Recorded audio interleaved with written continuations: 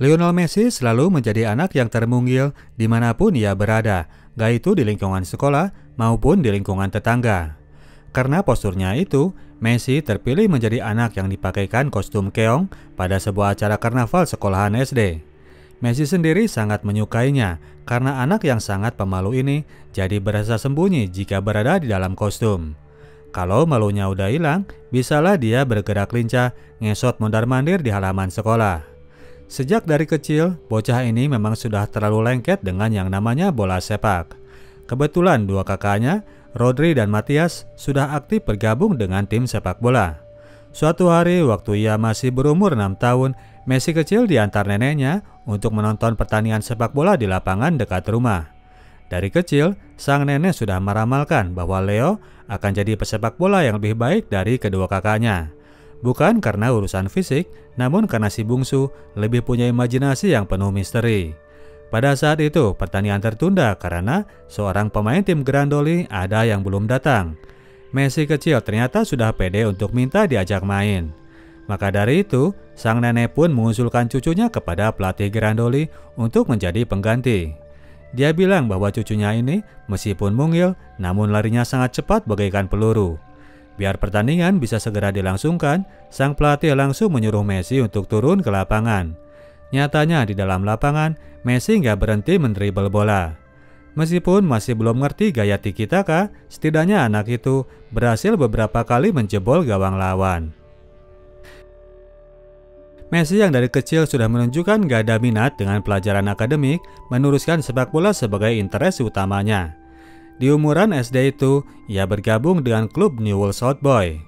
Angkatan Messi ini dikenal sebagai The Machine 87, yang mana semua anaknya lahir di tahun 1987 dan mereka ini hampir tidak pernah terkalahkan. Lionel Messi yang menjadi bintangnya, pemberi assist dan pencetak gol. Pernah suatu hari mereka mengikuti lomba yang hadiahnya adalah sepeda. Di pertandingan final, si Messi ini kekunci di dalam toilet. Beberapa waktu berada di dalam, baru akhirnya Messi mau nekat dobrak jendela. Dia pun lari menuju lapangan dan ketika tiba, dia sudah telat 1 jam dan timnya sudah tertinggal 0-2. Waktu tinggal sisa 20 menit lagi ketika Messi kecil diturunkan. Anak itu pun langsung ngegas gocek sana-sini dan 4 gol pun tercipta. Anak-anak tim ini akhirnya pada pulang dengan berbekal sepeda. Berkat kesuksesan di turnamen tersebut, tim ini kemudian dikirim ke Peru untuk mengikuti sebuah turnamen usia 8 tahun. Messi kecil mengacak-ngacak semua tim lawan. The Machine 87 berhasil menjuarai turnamen tersebut. Ketika masuk di umur 9 tahun, terlihat sudah bahwa tubuh Messi tetap tidak tumbuh seperti anak yang lainnya. Untuk itu, kedua orang tuanya melakukan konsultasi kepada seorang dokter.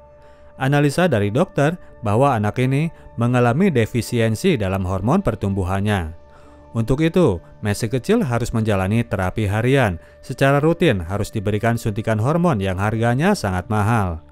Untungnya sebagian dari biaya masih bisa ditanggung oleh BPJS Argentina. Namun demikian, Pak Dokter menjamin bahwa Messi kecil masih bisa terus bermain bola. Messi pun sangat termotivasi untuk menjalani terapi. Seringkali ia pulang duluan ketika temannya masih asik nongkrong di lapangan bola. Messi pulang untuk memeriksa sentian, lalu menyuntikkan sendiri pen penyuntik hormonnya. Messi sudah capek jadi anak yang paling boncel. Suatu hari, Messi dicegat oleh anak-anak kampung yang umurannya lebih besar. Anak-anak ini meledek Messi karena postur mungkilnya itu. Messi kecil ternyata sudah berani untuk menentang. Pulang-pulang, anak itu udah jalan kaki dan baret-baret di sekitar muka. Sepeda hadiah lomba miliknya raib dirampok begal cilik tadi. Messi masih beruntung bisa sempat mendapatkan terapi hormon tadi. Setidaknya tingginya mulai mendapatkan peningkatan. Kalau tanpa suntikan hormon itu, entah seberapa munggil tubuh Messi saat ini. Dan Messi mungkin gak akan berhasil menyundul bola ke gawang MU di final Champions 2009. Lain halnya dalam urusan main bola, perkembangan Messi tidak tersendat setersendat tinggi badannya. Messi yang mengidolakan Pablo Aimar ini makin jago saja di dalam lapangan.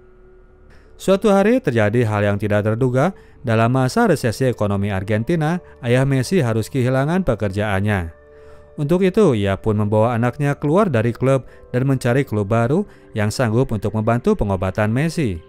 Selama itu, Newell's Old Boys memang tidak ada kontribusi untuk membantu jamin kesehatan pemain andalannya ini. Sempat Messi ditawarkan ke klub River Plate, namun klub ini meragu melihat tubuh Messi yang teramat kecil. Sampai akhirnya, sang ayah berhasil ketemu dengan seorang agen dari Barcelona yang menawarkan Messi untuk melakukan trial.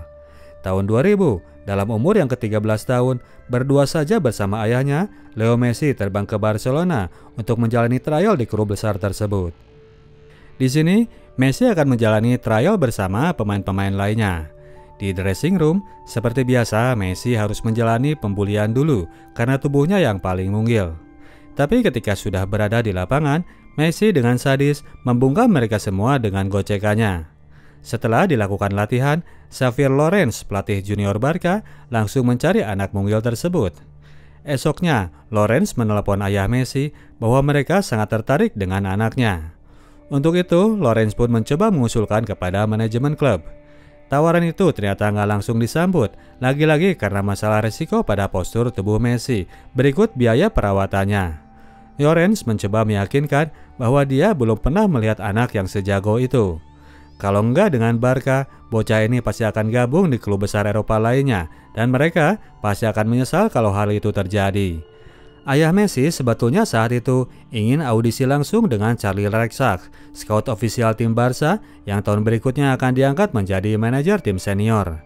Namun sampai 2 minggu mereka berada di sana, Mr. Rexach ini masih terus berhalangan.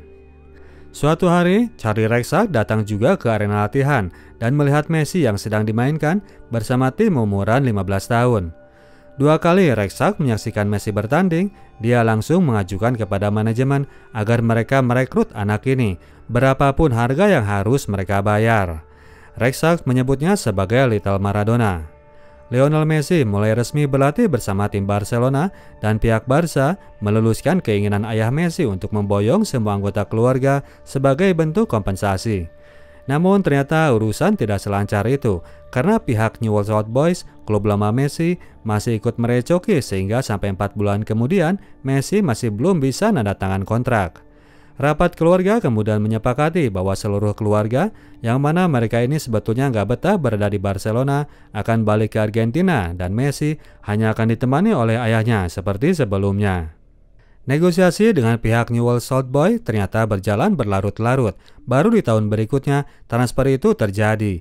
Messi bocah berumur 13 tahun ditebus Barcelona dengan harga 100.000 pesetas dari Newell's Old Boys. Postur Messi saat itu masih terlalu kecil, dia harus dimainkan dulu di tim anak bawah umurnya. Barulah setelah staminanya naik, dia mulai dimainkan di tim muda Barca, satu angkatan dengan Gerard Pique dan Andres Iniesta. Di pertandingan pertama, Messi berhasil bikin 4 gol.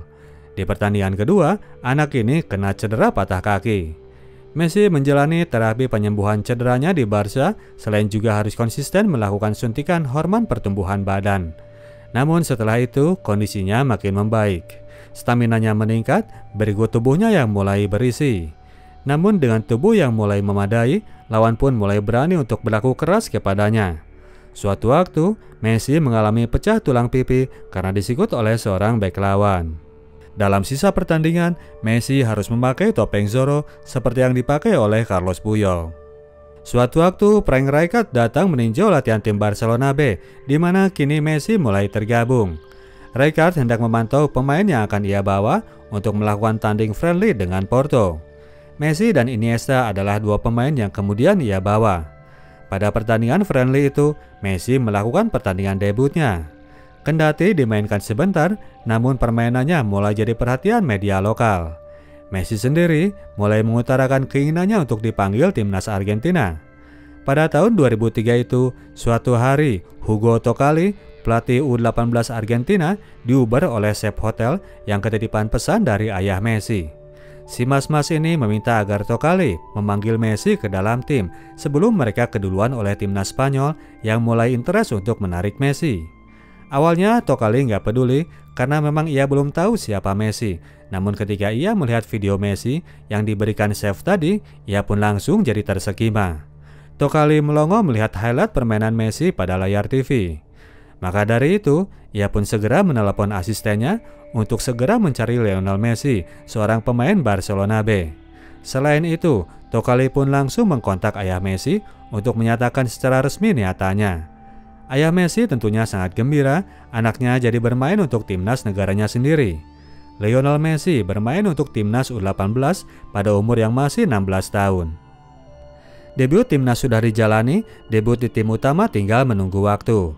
Tahun berikutnya di umur ke-17 tahun, bahkan Ronaldinho sendiri, dewa Barca saat itu, yang merequest agar Messi dipromot ke tim senior. Di sini, Messi mendapatkan asuhan dari para senior, terutama dari Ronaldinho yang memperlakukannya seperti anak sendiri. Gol pertama Messi lahir berkat arahan sang maestro. Lalu Ronaldinho menggendong Messi seperti sedang menggendong bocahnya sendiri.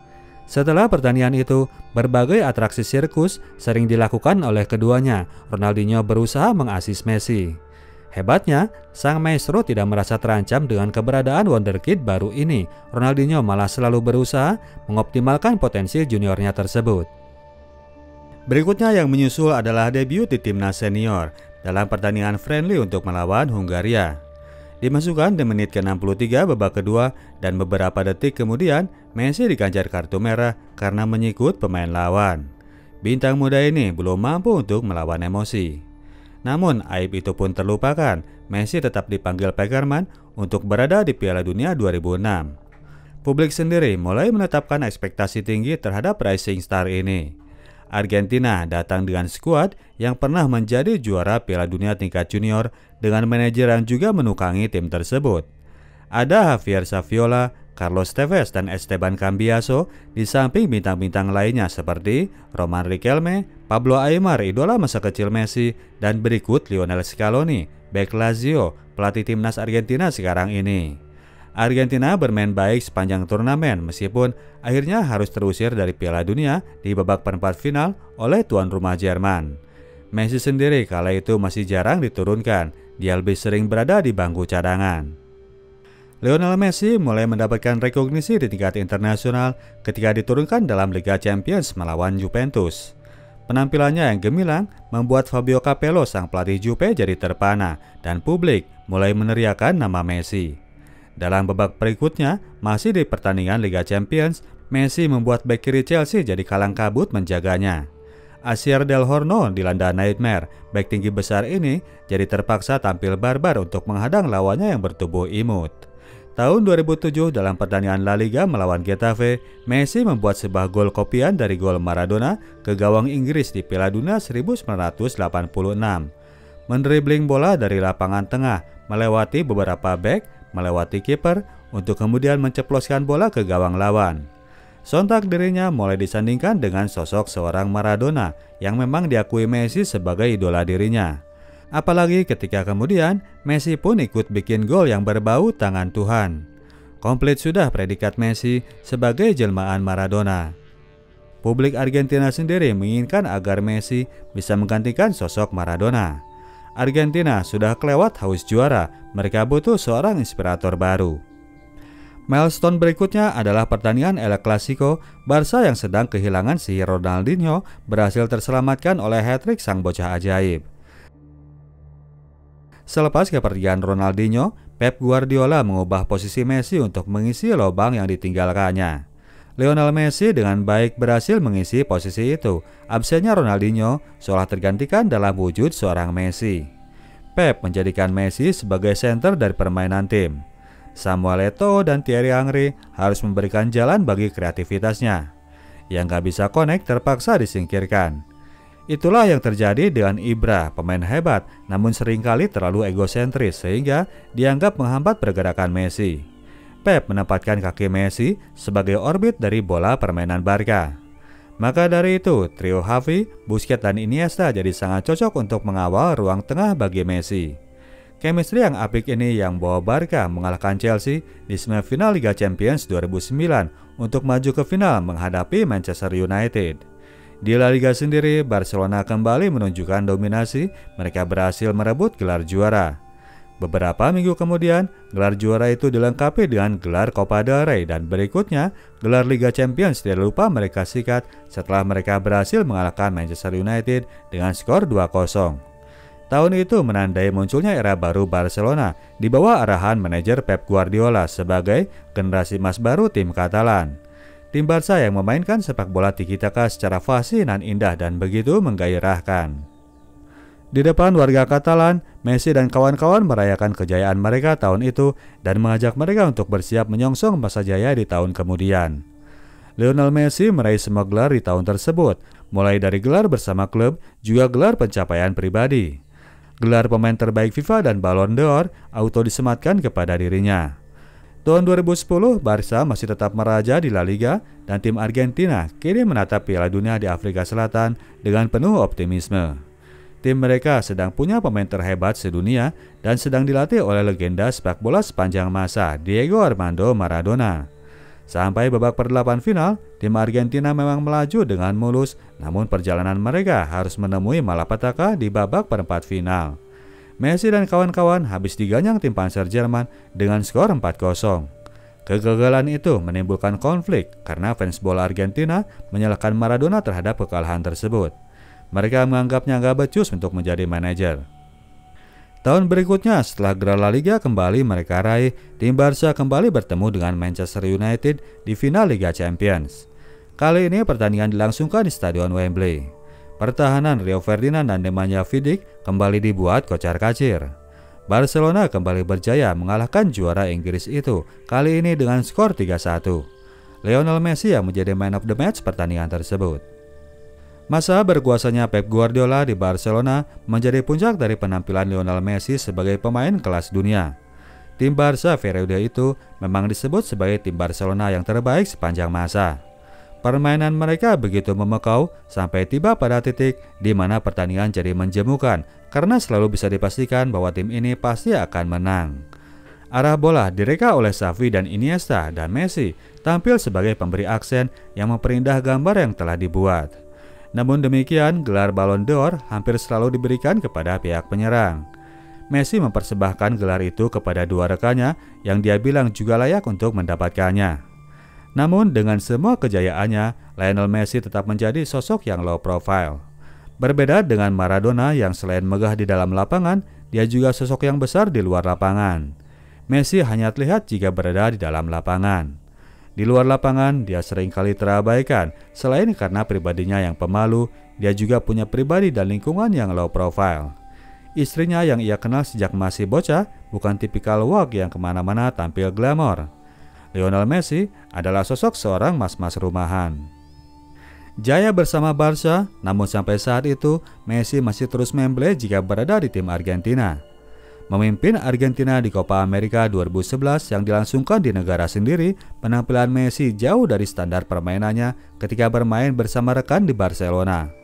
Lionel Messi, sang kapten tim yang diharap bisa menjadi inspirator, justru malah tampil kurang inspiratif. Saking buruknya penampilan Messi, sang Mesiah malah mendapatkan siulan dari pendukungnya sendiri. Serangkaian penampilan kurang meyakinkan itu diakhiri dengan tersingkirnya mereka di perempat final oleh Uruguay timnya Luis Suarez. Kegagalan di Copa America tahun 2011 menghantui keberadaan mereka dalam World Cup 2014 yang dilangsungkan di negara Brazil. Tekanan kali ini kembali ditujukan kepada Lionel Messi. El Pulga dituntut untuk memberikan yang terbaik bagi negaranya. Messi sepertinya sadar dengan posisinya dan kali ini ia tampil lebih baik ketimbang penampilan terdahulu di Copa America. Gak ada lagi free kick yang dioper ke langit seperti pada tahun itu. Argentina berhasil maju ke babak final untuk berhadapan kembali dengan Jerman yang di babak semifinal mereka melumat tim tuan rumah dengan skor 7-1. Apa daya, tim arahan Joachim Löw ini memang lagi jaya-jayanya. Mereka kembali menghadang Messi dan kawan-kawan untuk merebut Piala Dunia 2014 tersebut. Publik Argentina menangis menerima kenyataan itu. Mereka sedang memiliki pemain terbaik di dunia, namun timnasnya nggak bisa tampil dominan di tataran internasional. Publik sampai punya prasangka bahwa Messi yang dari umur 13 sudah tinggal di Spanyol tidak cukup punya jiwa nasionalisme terhadap negaranya. Main di Spanyol edan-edanan, main buat negara sendiri kok malah memble. Sang Mesiah dianggap tidak akan pernah bisa menyamai prestasi Maradona dan sekarang dia mulai mendapatkan banyak kecaman. Kejadian diperburuk ketika di tahun 2016 Argentina kembali gagal menjadi juara. Tampil di final Copa America melawan Chile, malah Messi yang gagal mencetak gol pada penentuan adu tendangan penalti. Penderitaan yang berlangsung secara beruntun, 3 final berturut-turut di mana semuanya harus dilalui dengan kekalahan. Messi kali ini sangat tidak bisa menahan air mata. Rasa lelah yang kini tiba pada perasaan putus asa, Messi sampai berniat mundur dari timnas Argentina. Kegagalan Messi untuk beberapa kali tambah dipermanis ketika di tataran Eropa, saingan beratnya yang bernama Cristiano Ronaldo justru malah berhasil bawa Portugal jadi juara Piala Eropa. Di era tersebut, persaingan tertinggi di dunia sepak bola memang terjadi di antara keduanya. Mereka bergiliran mendapatkan gelar Ballon d'Or dan mencetak rekor dalam persaingannya di La Liga. Messi untuk Barca dan Cristiano Ronaldo bagi Real Madrid. Buruknya rekor internasional makin berparah ketika di Piala Dunia Rusia tahun 2018, Argentina sudah keok saja di babak per-8 final. Kali ini sepertinya Messi sudah kebal dengan penderitaan, ia tidak lagi menangis seperti 2 tahun sebelumnya di Copa America. Barulah di tahun 2021 dalam ajang Copa America yang dilangsungkan di negara pesaing kuat di negara Brazil, Lionel Messi berhasil mempersembahkan gelar juara bagi negaranya. Dan tahun lalu di ajang World Cup di Qatar yang kita saksikan sama-sama, sekutu Lionel Messi akhirnya berhasil membawa Argentina untuk menjadi juara Piala Dunia dalam usianya yang ke-35. Sebuah pencapaian setelah melewati penantian panjang dan berbagai kekecewaan yang menghantui perjalanan karir sepak bolanya. Lionel Messi kini mulai disandingkan dengan kebesaran nama seorang Diego Maradona karena bisa menyamai prestasinya menjuarai Piala Dunia. Sebagian orang bahkan menilai bahwa Messi kini lebih baik dari Maradona dengan membandingkan statistik gelar yang mereka miliki. Sebagian lagi menilai bahwa Maradona masih terlalu superior karena skill, karisma dan pengaruhnya dalam menentukan jalannya sebuah pertandingan.